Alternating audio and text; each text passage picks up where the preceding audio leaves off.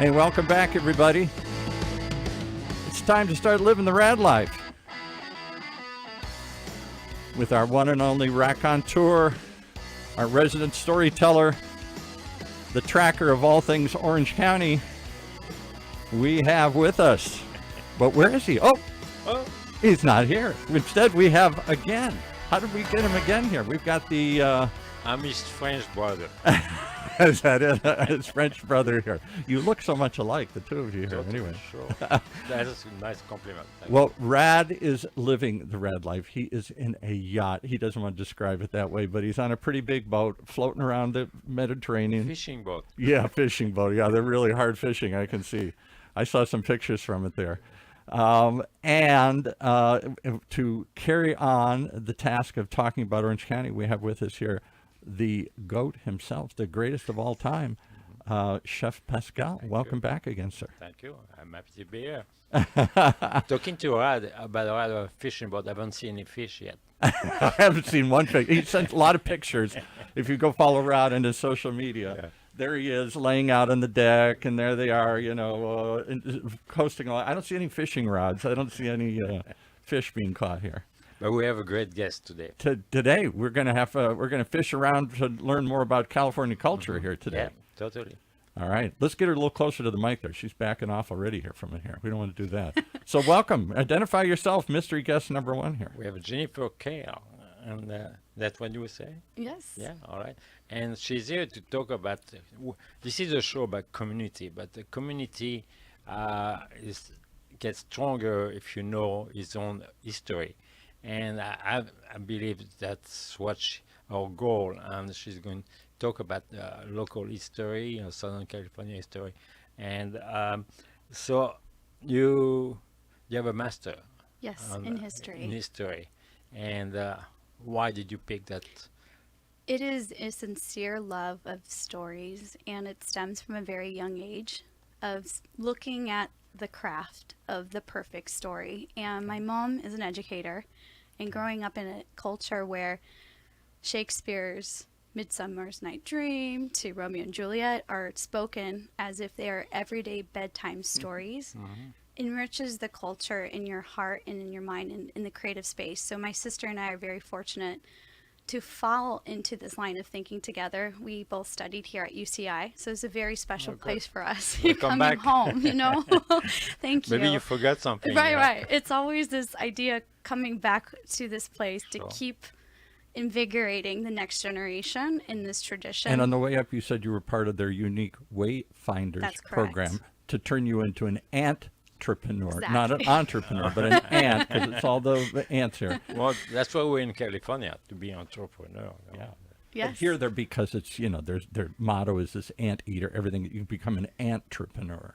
Well, she's like a little ant, actually. Is that it? She found a way to dig in stuff in where you would not And find it. relentless. Yes, right. Yes. It's all around. So you started off you did some work for others in the beginning, and now you have That's your own right. company. You worked for what? The Balboa, That was where I did my professional internship. which and is what? The Balboa. That was Balboa Island Museum. So Okay. they have an oral history collection of 50 plus stories now about the frozen banana story, of course, but then it's the fairy, the Beak family. How did they arrive and operate the same business for multi-generations? So is it a physical Space off Marine Avenue. Okay. It is a wonderful place to learn about the culture of Newport Beach.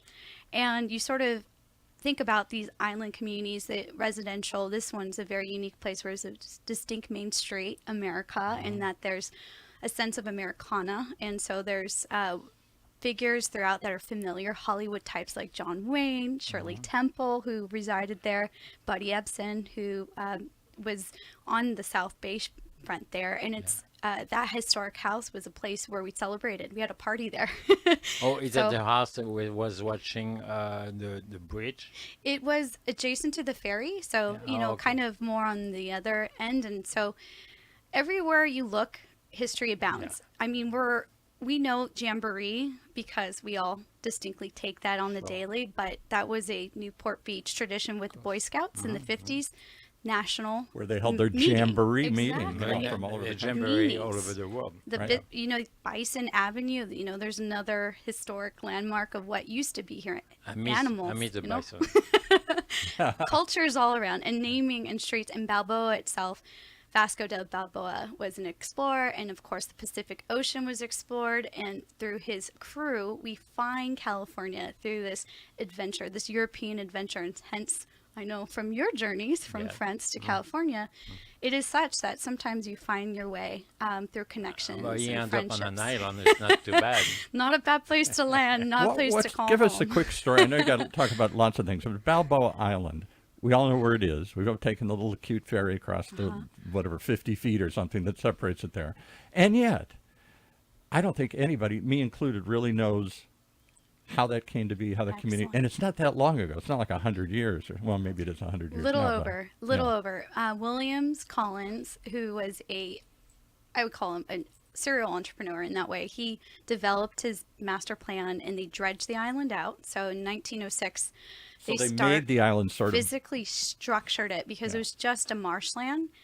And his plan was to sell lots. And he was kind of, at first, they were very much excited for him. He built himself a private island, Collins Island, put a castle in there, and Apollina, his wife, aptly named on the streets that you travel are all semi-precious stones except Apollina and Collins. There's distinct historic namesakes honored throughout the little island. And so he built a residence there. The business failed, economics, things in the environment pushed him out. And then the association really forms and is still very active there. So you'll sense that with the parades and all the events, they're all through the association. I'm sure it's So- not cheap to fabricate and build no, your own island. so that's the Yeah. challenge. So funding that, and that's always the vision. And all the islands in the harbor are created, Lido, etc. Yeah. So But weren't they it's- kind of flops in the beginning? There was nobody Oh, here. yeah. Nobody wanted a Marshland. mosquito marshland in the middle of nowhere. hard to sell? And But it's like making a marina, and I think Yeah. to bring people in. And about over 100 years ago, but probably they brought Los Angeles quad into Orange County. And Wasn't there like a red line or something, a trolley? it ran along PCH, so the Huntingtons owned it, and so the Red Line Because the Huntingtons car, obviously built railroads, I think. Yes, and so it was a distinct mode of transportation, and it was very efficient, and it was very visceral. So you would be in your little cabin and really taking all what California offers along the coast. It was really pushed out by the car companies, specifically like the tire companies had an agenda, and so unfortunately those are one of the things that, as other industries bring growth, that was more like tourism that was crushed in the process. Is that really? I've always heard that as an anecdotal story. I didn't know if the car There is- companies really actively tried to kill public transportation because they wanted you to buy a car. terms No, of they the Red want- Line? And they want to buy tires. The Tires and a car. The Michelin Guide. You know what they created? No, the So Michelin people- Guide for the restaurants. So people use their car more. They make them drive so to the they restaurant. can sell more tires. More tires, more cars, more Yeah, gas. Exactly. But that's a little side of the story there. I wanted to Fascinating. know. I know you take care of museum. You were a curator of some museum. Yes. You founded some, like the Molton Museum. You were part of the founding. But what's your function of being an ambassador of Dana Point? Excellent. So 70 Degrees, which is the company that's mobile in this California landscape, I wanted to help as many California coastal oriented specifically about finding their common heritage. And in Dana Point, we're having a major rehabilitation project take place. And we've seen these sort of projects before, and it's really exciting because it's an opportunity for growth. And I always like to look at sister cities. Like we have a sister city in Italy. And so for us, You're talking about the harbor redevelopment. Right. and so I look at Newport, which is part of where the three groups are coming from. They're three partners. One of the primaries, R.D. Olson, who's based in Newport Beach, has very much like a mindset for the hotels that were just approved. So we had Bob Olson on here a year or two ago talking Excellent. about a little bit about that. Yeah. So go look at that up in their archive, because in terms of progress and development and historical thinking, I always see this line of this chain. It's kind of a chain reaction. So the harbor has been a fantastic community to call home, and I love living locally and spending time there in the marina.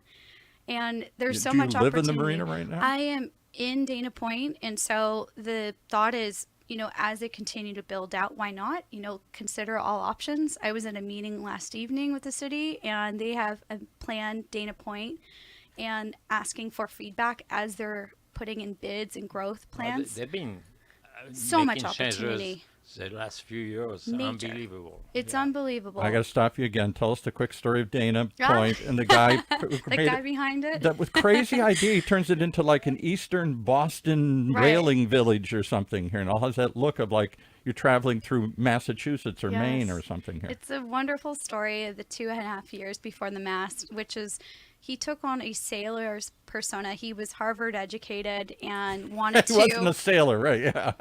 To just have the grand adventure of a lifetime, and thought he could chart the journey of sailor class citizens that were actually lacking legal protection. And he actually became a lawyer and protected and advocated for the rest of his life.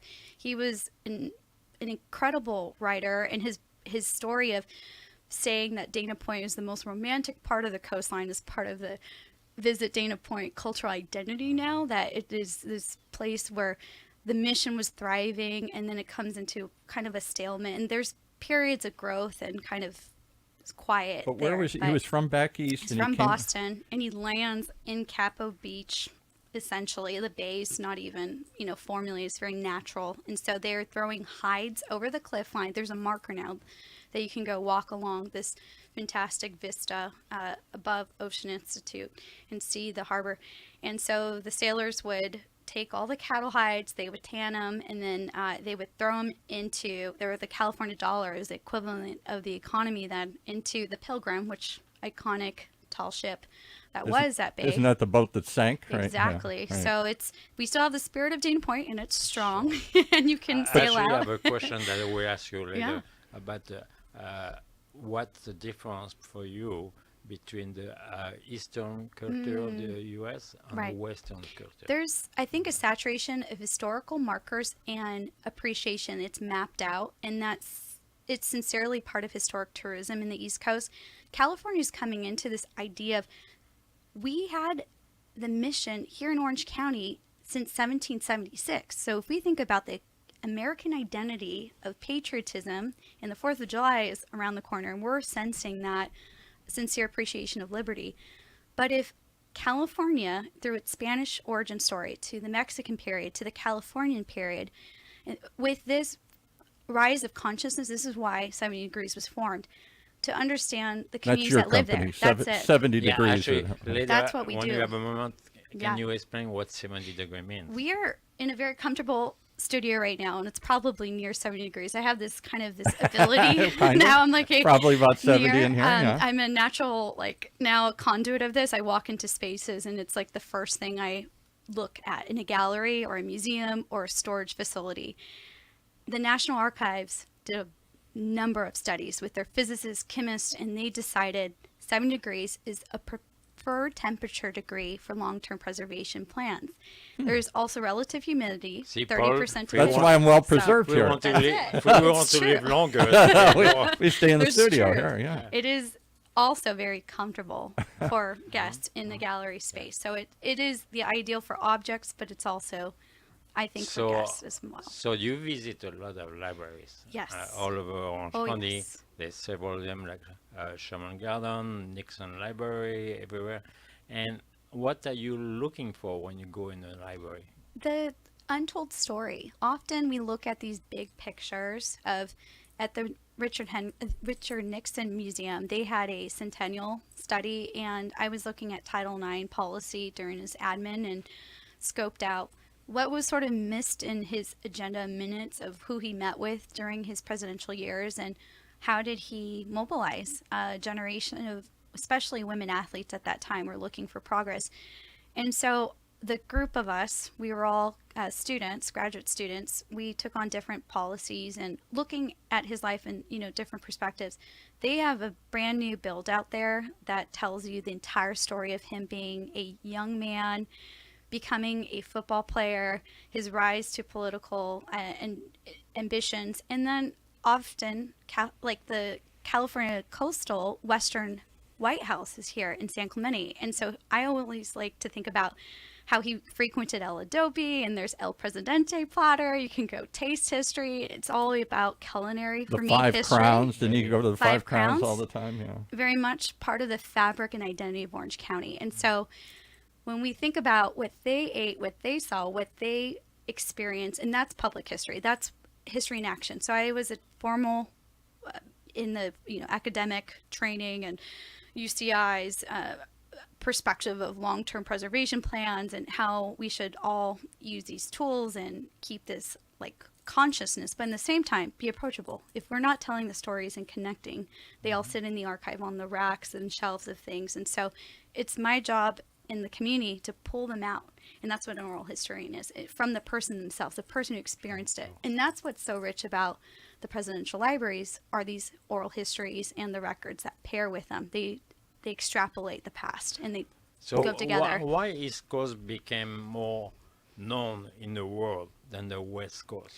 I think it's historic timeline of being closer to civilizations, the birthplace Mesopotamia, like the crescent of civilization. Like the closer you are there, like the rich cultures of the past being physically written versus verbally absorbed in the oral history tradition.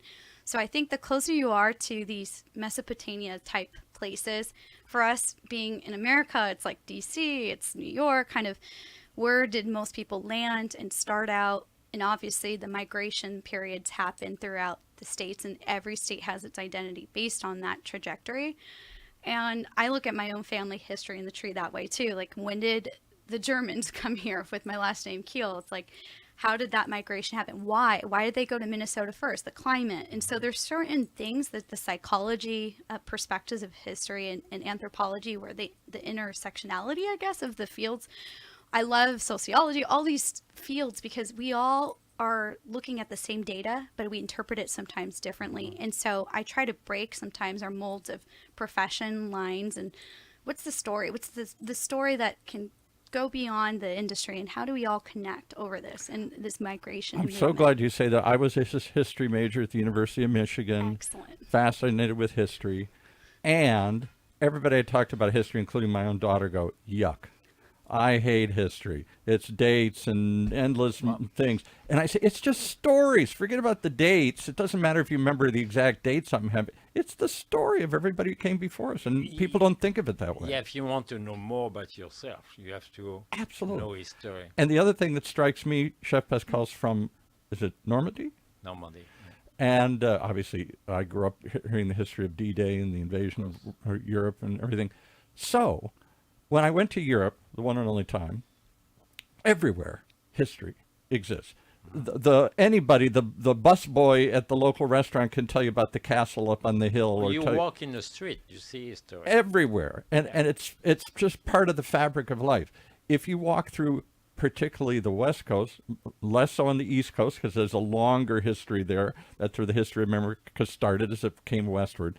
But if you walk around Orange County and say, why is that street named Moulton? Why is that built this way? What were the big restaurants in the 80s or 90s here? I mean, you don't have to go back very far, and people have forgotten. We don't know any of the history No, here. I think it's very important, because I discovered the Moulton Museum not a long time ago. Go listen to the example we had done last week. Yeah, and say, okay, I didn't know there was a ranch. I didn't know either. And so once you know that, you want to know more. Right. About what was California at that But time. look at that, I'm proud of the Moulton Museum for coming back and doing what they did, but they sold the land, the ranch, off in parcels by the 1970s. It turned into Aliso Viejo and Laguna Niguel and Laguna Woods and Monarch Bay and all these famous communities here. And then they left. They went to Northern California, built more ranches because they wanted to keep ranching. It's only recently that they came back and said, we have all this stuff. Maybe you want to see it. Maybe you want to re-examine the history. And so they've returned to Orange County to tell that tale that I never knew. I think most of us never learned. Yes. And talking about that, I'm questioning why, or do you think we teach history enough, like in high school? I think that there's certain like standards that the state feels confident in, and it's usually the big history and these line items of passing on this bar.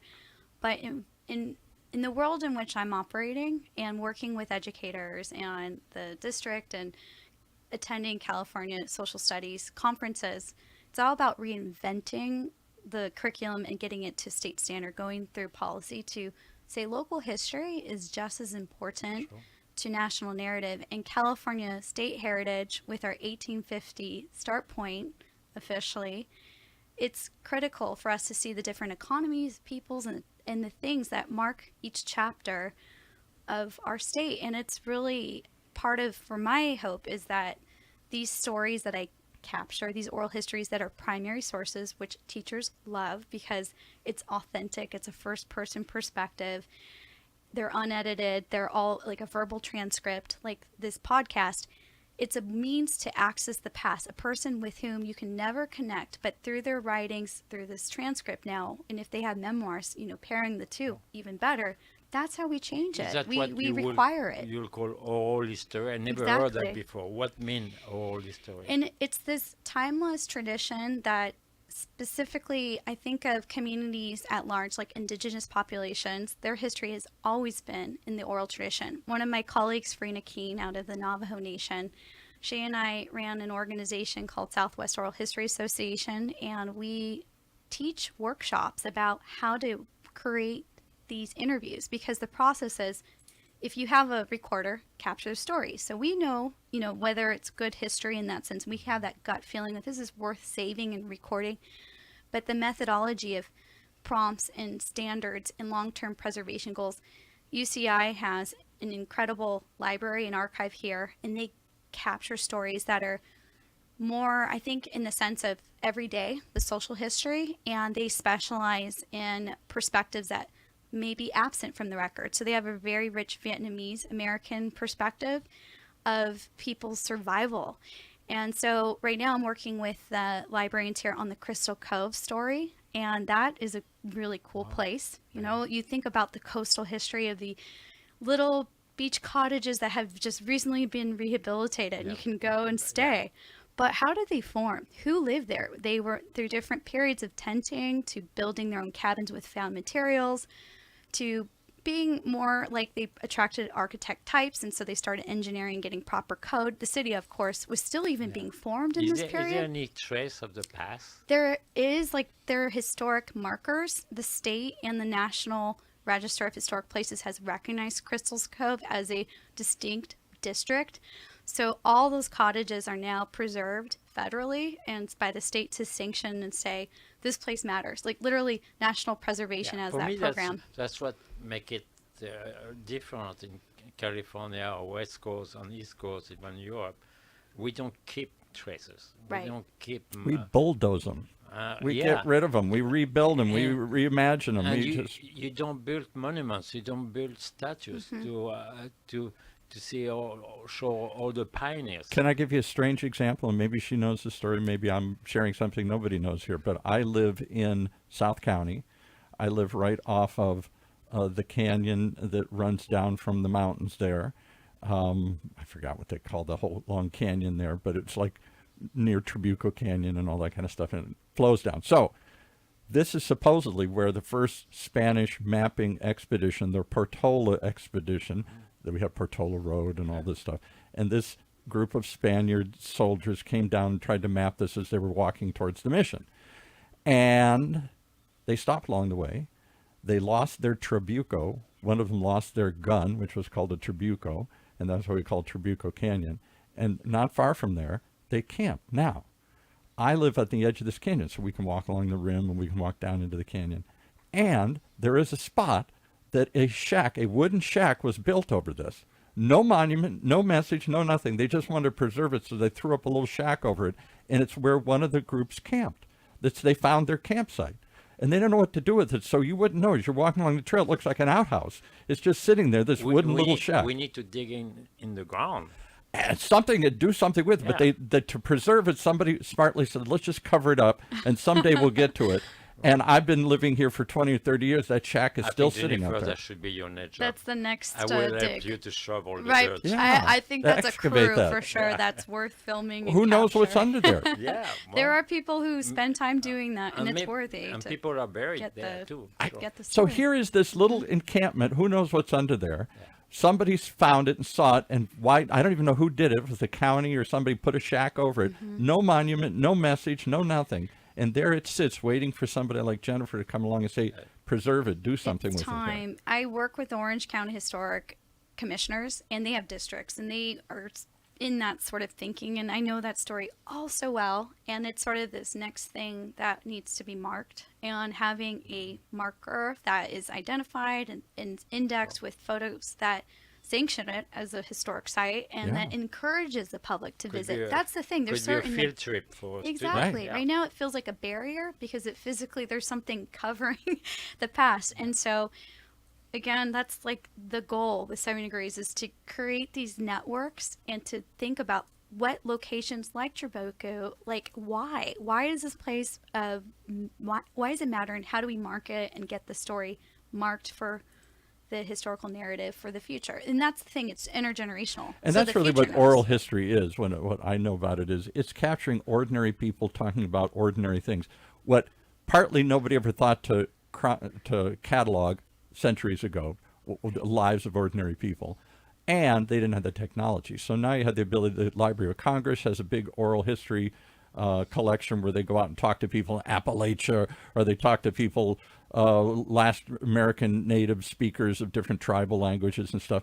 And now we're grateful we have this stuff because otherwise those stories would get lost. They're not the big stories that are written down in the history books. Talking about looking for pieces, because you need to collect pieces to document everything.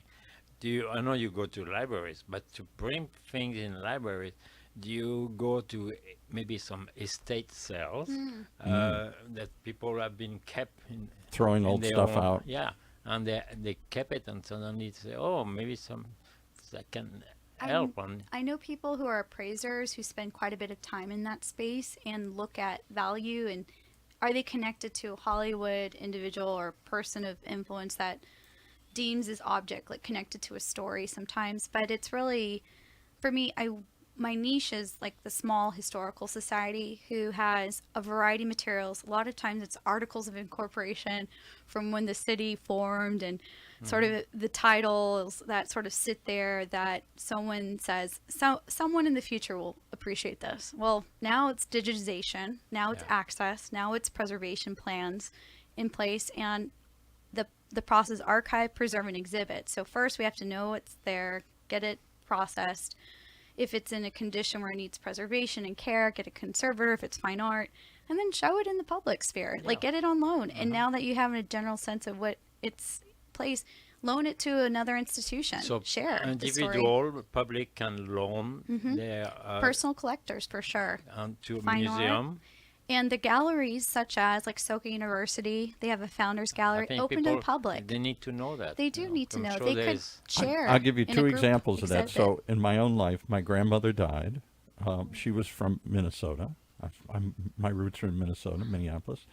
And I inherited through her daughter, my mother's sister, held onto this box of pictures.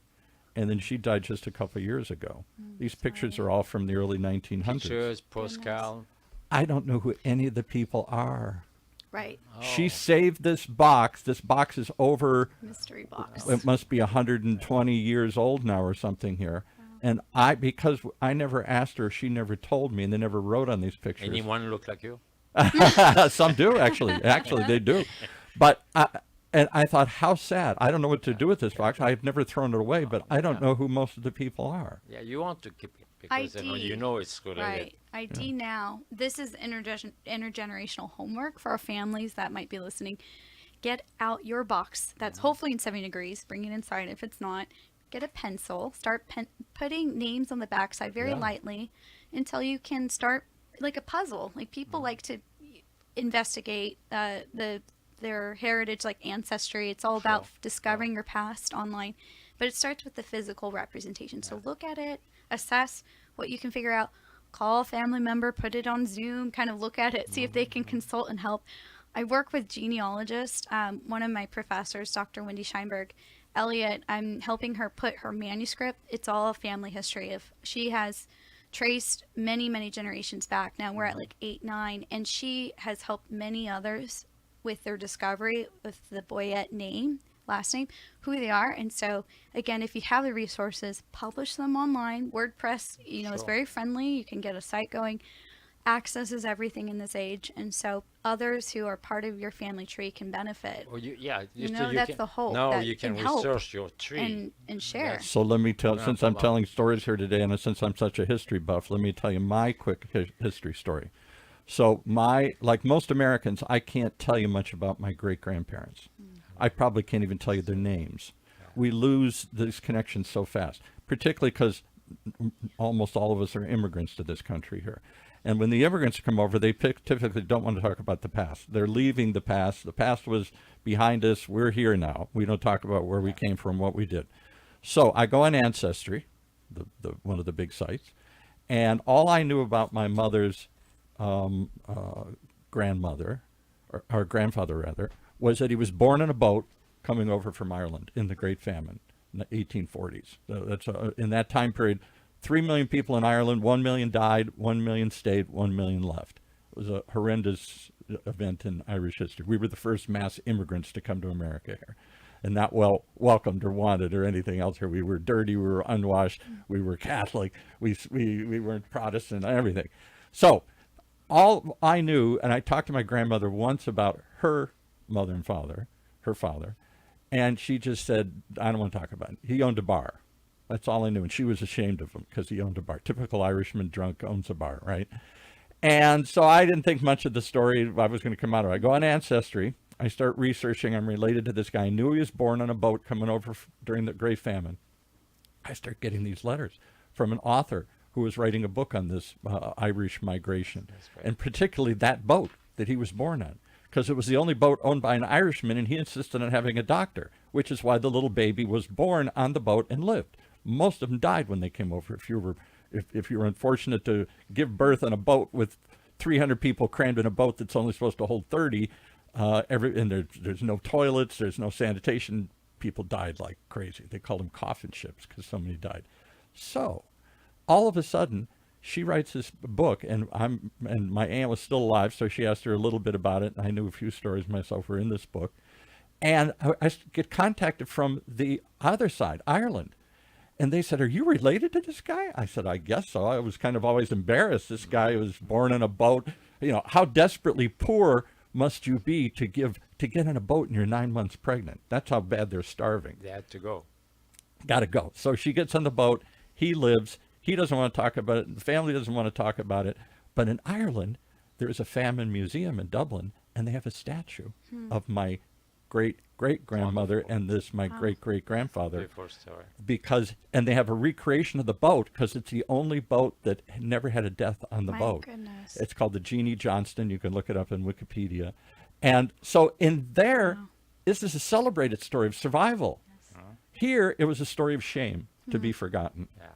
And I thought, wow, that's the difference. Restored history. Yeah.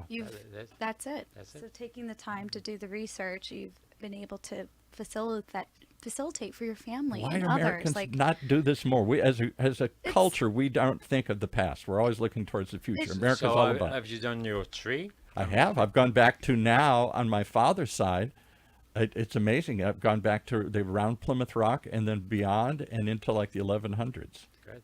There you trace go. it to Ellis Island. I know it's always a challenge. Like when you're physically there, you feel the overwhelming, of the immigrants' journey of like, many have come here looking for opportunity, and it's a sobering feeling of like how much progress and hope, but sometimes hope waited under this this period of American policy. And so it's hard for families when they're broken like that through this giant Atlantic Ocean, like And Paul, a rival. does It's hard. your family name is really Robert? That's my father's name, and my mother's name was Keating, which is a very old Irish name, and then the Rileys. That was her on her.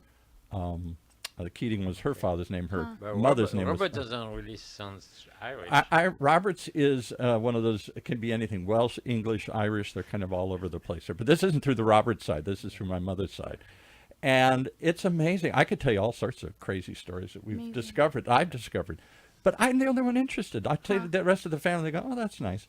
I don't know who will carry on and who wants to tell these stories. My daughter's not interested in these stories. I don't know my grandson's interested in Well, these if stories. you put Capture. it on paper, Yeah. and there will be a family piece. Yes. And then it's like me keeping recipe from your Yes. for your parents and grandparents. You should do the same right. thing. Keep the Tradition. track So I'll of tell you your- one other funny little story. This has nothing to do with ancestry, but I've always been fascinated with history. And so my dad fought in World War II, and he went over. He'd never been in an airplane. Suddenly he's drafted, goes into the Army, goes into the Army Air Corps, and he's suddenly flying a plane. He'd never even been up in a plane. And his first mission, he goes over, and he goes up in the plane. This is right the early part of the war. Anybody knows about the bombers flying the bombing missions into Germany? They didn't have any fighter escorts. So 50% of the planes got shot down on his first mission. I said, I know how they got you to go up the first time. How'd they get you to go up the second time? And he said, we were scared, but different times. You just did what you were told. So, Duty. No choice. so the real funny story is my dad became terrified. He's 20 years old. He's never experienced life. I don't think he'd ever been with a woman. And suddenly he's thinking, he's not worrying about dying. He's worrying about losing his, shall we say, manhood, losing that part of his body here. Because the shells come up from below and explode, and they try and shoot this shrapnel to explode on the planes. So he's afraid he's going to live, but he's going to lose, that part of his body here. He's just terrified. It's going to come from below and blow this off. So he sat in his helmet rather than wear the helmet. Let the shrapnel go through his head. He would sit on the helmet, and sure enough, after about 10 or 12 missions, exactly what he feared happened. A shell came up right below, exploded. A piece of burning hot metal shot through the cabin, came right up through his legs, just like he had dreamed of for years, and missed him. And when it's died, it settled down. It's this gnarled piece of twisted metal that when the shell explodes, it goes in every direction. And this little shrapnel that he carried, that became his luck charm. And he said he never worried again. He felt like he dodged the bullet. He saw it coming in his dreams. When it didn't hit him, he felt safe for the rest of the journey, and he kept that in his pocket his whole life as his good luck charm. I still have it, and I think, who will ever? I'll die someday and say, what's this little piece of shredded metal here? Throw this piece of junk away here. That's beautiful. Document the stories. Yeah. That's for every object too. That's the mission statement for all. So that it's intergenerational. It's all lost so fast. It's all lost so fast, right? And the Center for Oral and Public History at Cal State Fullerton, this is my other segue. You ask about the method. They are the ones who trained me in oral history methodology. So they have a rich archive, thousands of interviews later about local history, about topical interest. Mine was on World War II homefront women. And I was interviewing European women about survival, and often their memories were food related, of obviously going through hardship. And some of the interviews that I really connected more so was the idea of coming to New York and the sobering thought of seeing an American meal presented to them for the first time as new war brides of wives of military men. And it broke them, thinking of how much this could serve and feed back home. And there was such tenderness in these stories and gratitude in the new way of life that I carry forward. It's my mission statement to honor these women and their experiences. That's what propelled me into this field. Is there must be more. There must be these type of stories that are compelling and really give you this feeling of gratitude in life, because I think often our perspective can often go a line of we see too much on our phones and social media shows us the world, which is an amazing power, but in the same time the sense of gratitude and looking at life and remaining grounded in gratitude is key. My father was in World War II very involved. he got prisoner twice and he escaped twice, Goodness. and then then went to the French Resistance. But when the American troop came in Normandy, and they were changing French cigarettes against can of corned beef. Oh, wow. And all his life, he tried to find back the taste of that corned The beef. taste of this corned beef. Yeah, and because that was his thing. Yeah. The American were freeing his country, but he remembered the corned beef. You know what I'm saying? And what was it like to live? We always see the war movies like Saving Private Ryan in the invasion from the American perspective, the brutality of landing on the shores and getting slaughtered, and they keep slogging their way in, and then through the all the hedgerows and everything that they kept fighting through. I never hear anything from the French perspective what it was like to be on the other side saying, "Come, help us, and you're landing." And while everything's getting devastated and destroyed. They really felt liberated, you know, because my family, my mother, my aunt, they had to walk for 200 or 300 miles south to be getting away Right. from the invasion. And so once the D-Day happened, we had that they had that feel of liberation, and there was a new life. They were reborn and happy to be alive, and because it was such a dramatic. Can I give you one uncomfortable thing that we paper these things on. I believe me, I don't want to open up or offend you or anything, but I've also read about when they landed at D-Day, they did not bring the French troops to land because they weren't sure how the Vichy, there were still those who had collaborated and cooperated with the Germans, whether they would still fight. Because in North Africa, when the Allies invaded, the French in North Africa fought the Allied invasion, and they were kind of afraid. They knew there were resistance fighters who would welcome it, but there's also the other side, those who collaborated, the Vichy French, and would they resist and fight? It's mostly because there was a trick, because most of the troops went from England, and then we didn't want the Germans to know. So all the French troops were more north. We were thinking Calais and all that, yeah. All would be all this area on Belgium, right? And so there was not much French troop in this area. It was Canadian, British, and Americans that landed. And so very interesting. We tricked the I know Germans. I know the France France done. struggled with that legacy afterwards because there were a lot of obviously Marshal Pétain and others who. Yeah, it was good strategy. Brilliant. I have one more question because I know you concentrate your research and your talk on Southern California, but I see that you're involved with Korean history. Yes. Korean history? Yeah, Yes. where is The that? Korean consulate's office in Los Angeles called our company to preserve pioneer voices from the government. They created a provisional government, and they had multi-generational relatives that they were descendants of, these patriots, that wanted to go on the record for, this is an education project that the consulate's office called, because I was hosting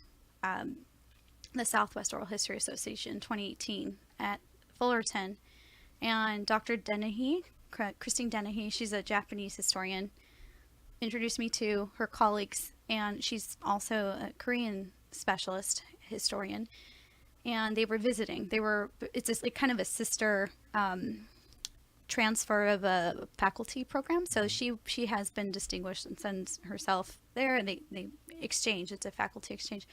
Well, her colleague from LA went there that day, and I was gathering all the Southwest oral historians, and they said, we don't know how to do this. We don't have the tools to preserve these stories. Can you do it? I said, well, I don't speak Korean. By all due respect, I cannot proctor this interview. They said, well, of course you have linguists.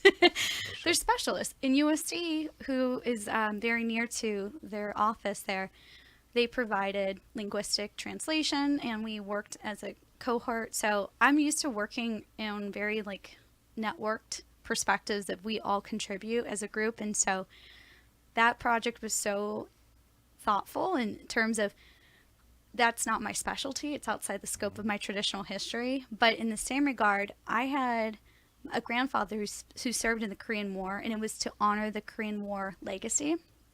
And I think about what your story is here in terms of the 80th thought of D-Day and how we honor these anniversaries in military history. This was, for me, a significant ask for myself to step up to the plate and take on the role of a historian and proctor the program, even though it's not my tradition in the sense of knowing the language and How do the you culture sift through and say this necessarily. is worth saving and this isn't? I think the judgment call would be, in terms of your own family story, get the story today. Go gather around the family dining room table, serve a meal, allow food to be a conduit of the past, and see what is shared and remembered. Family history, local history becomes community history, it becomes state history and national narrative. It's this progression of, it starts as a small like ripple effect in a river, and so it may seem insignificant in the whole stream of a movement of water, but as this movement can go and grow, just like this place, the Cove, it's become a hub for entrepreneurship. So it's a small effect that can move that kind of, in our minds, a mountain of historiography. Like, it's so much. Like, how do we even save one story? We always think We all Southern contribute. California is the Mexican Hispanic influence, but we're on the West Coast Right. looking at the West, and I'm sure there's a lot of Western influence coming from over the Pacific. Very much so. We are certainly in a state that is pretty much a country in its own. You know, we look at global impact, and then in a county that has major impact. And I look at these trends and stories in this area abound and are worth, like, how did these communities form? I always like the origin story. I think it's a compelling thing to capture. So I think there are so many more that need to happen. My friends in Del Mar just visited in San Diego, and so it's all about creating spaces, and they work towards this goal. They have their fairgrounds, and the Del Mar race is open, and so their historic home opens seasonally, but they would love a long-term place to call home. And so that's kind of what I want to do in Dana Point. They have a museum, but it's sort of right now limited on hours in terms of visibility. They have this long story, coastal story of Richard Henry Dana coming here on the Pilgrim. And then what? We all live there, but why? Who created the space, and how do we create community now and look back as a reference point as we grow forward and build new spaces? It's a sense of place, a distinct sense of place that we're after. And that's what I do as an arts ambassador. So do you have a goal represent it. how to share these stories with local, with young, for new generation, for actual generation as well? Absolutely. So there are partners. So OC Stories, which is Orange County Public Library, has a repository to collect local narrative. And then California Revealed, I'm especially proud of. The state has a rich archive that indexes and digitizes records for small communities that may not know how to start. It's sort of this your feeling of what photos are worth saving, which like clippings in the newspaper pile of, you know, a whole box container of things that what's worth saving. One day I visited the library at Sherman Gardens. Unbelievable. What they pulled Truly. something that you Jill can imagine. Thrasher Yeah. is a gem. Talking about that, Yes. I have one last question. What's your holy grail? What are you looking for that will be the thing you're chasing? You have something? I think with Is there an Orange County History Museum in the works? You or- know, that's the thought that there has been this discussion of narrative of there's an archive, but it's sort of inactive. They rotate some displays and it's sort of closed. It's for researcher-minded people who write books and do the historiography that way. I think of a greater coming together in a place, and that there are art museums who serve in that capacity. But in terms of historical museums, I think that we have to find that, you know, kind of convergence of willing to share and bring all the resources to one mecca of history and of artifacts. And Because so otherwise it's all scattered. I can think of can 4 or be- 5 places, Sherman Yeah. Gardens and other places where little pieces Sure. Who exist. could put that Facilitate. together? I think it's going to be, if that is the case, it would have to be a county sanctioned thing that it's funded by taxpayers and all like that. It's sort of a build up. But I know with the Irvine narrative in this area specifically, it is influenced since his Irish immigration in the 1850s. All these other people who were able to be employed by him and grow from the lima beans that were the world's capital here of lima beans before we were a county, he was growing. So maybe it's, somewhere near the airport and, through this idea of place and landing and tourism. Maybe who knows? UCI I would love for that to happen here. Yeah. This is the all starts birthplace today. in the 60s of education. So who knows? Maybe a trustee and, some of the... I'm sure someone is right. going to think about it. Thank you. Right. With UC, they had the $1 billion initiative of funding the art museum, which is in the works, from Joan Irvine's en plein air collection. And now it's going into its next iteration of her son taking the chair. But that's the Pereira plan of the art museum. So if you're listening, Don Bren or the Sagerströms. The Irvine family is different. It's all under a new... Don Bren is the entrepreneur. The family, the Irvine family are the roots. Yeah, that's Joan it. Irvine Smith's the real root to it. So, and so, well, let's try to make it happen. That's the joy, is that we can connect and through these stories show how we all come together. And I think honoring that perspective of place is the ultimate goal, and helping others. If it's all in, okay, every community wants to do its own interpretation, because, for instance, this Friday, the Newport Beach Historical is opening a new facility near the Fun Zone. It's on the peninsula, and they have a collection of artifacts. Talking about that, can we keep the Fun Zone? Yeah. Okay, good. Good idea. And so they were going to tear that down at one point, though, and turn it yeah. into something else. Yeah, no, this whole area. Still in discussion. Always. And this idea of like, the pavilion is on a register, but everything else, the theater, everything is sort of open in the space of how many generations have memories from that place. Is that Nautical Museum still open, or did that close down? They closed, and so Wendy, who was one of those core leaders, is now at the Ocean Institute. Fantastic place to go. Love it, because you can explore science and experience what the coast with the shark exhibit is really cool. Especially for the little ones. It's a touch experience with their learning as the teacher there.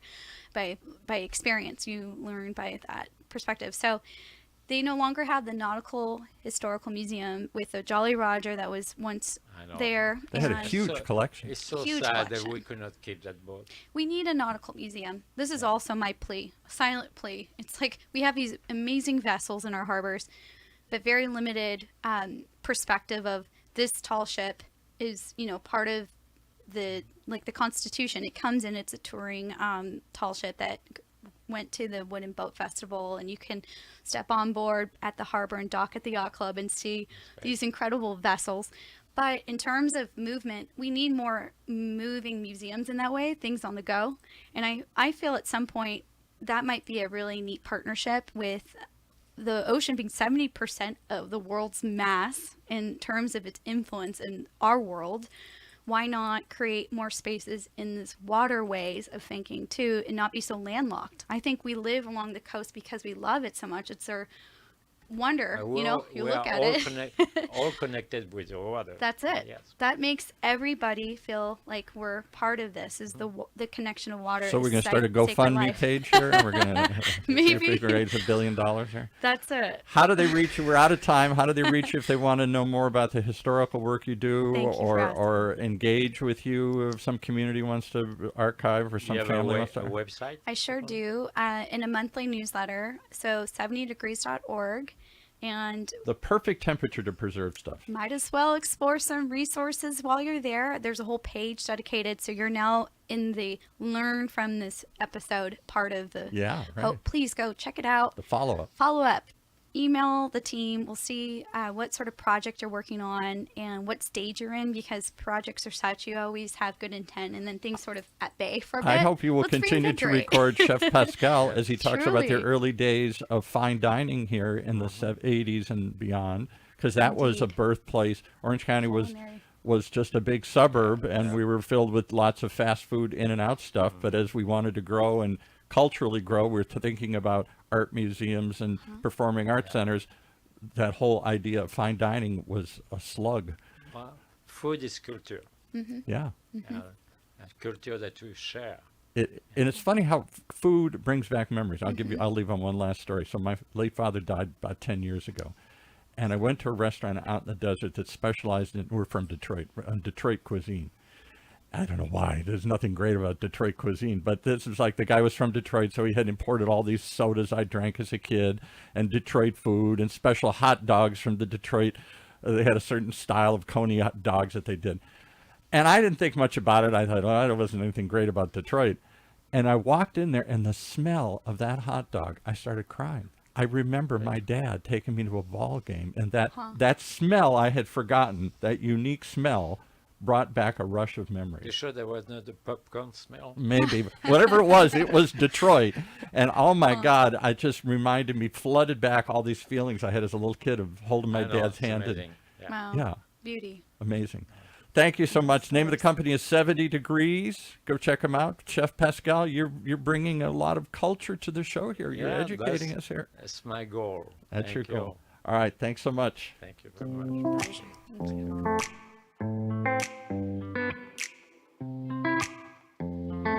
Well, there you have it. That's what living the rad life is really like. Savoring, enjoying, tasting the flavors, the fabrics that make up our community here. Exactly. What'd you say there? We're learning. Learning. There you go. We're all learning together here. Join us again each and every week on The Rad Life as we continue to explore the good life here in Orange County and where we came from and what makes this county so unique. Right here in Orange County's only community radio station, OC Talk Radio, streaming live from our studios here at UCI's Beale Applied Innovation Center.